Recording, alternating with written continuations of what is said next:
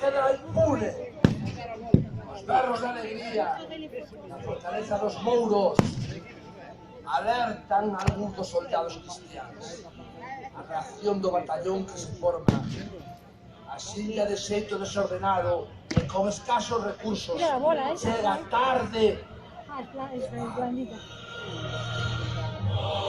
A loita corpo a corpo resulta favorable aos árabes, máis previsores nesta ocasión, que contrarrestan o fogo cruzado da artillería e fan retroceder os cristianos. Producen-se as primeiras baixas, mentre os sobrevivintes corren a contarlle ao seu capitán como está a situación, que debe ser encarada con determinación e estrategia.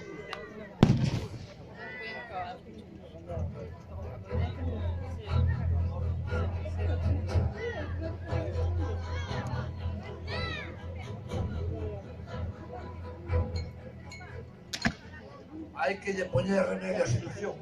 O capitán Cristián quere evitar o derramamento de sangre e bota man de diplomacia. Non quere que a historia o lembre como un sanguinario.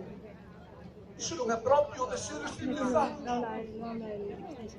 Envía dos emisarios a fortaleza.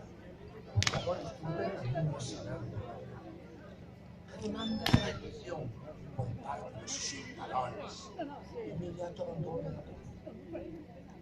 O emisario pide tamén contas polo roubo e a espaldar da Virxe. Vamos a ir apagando.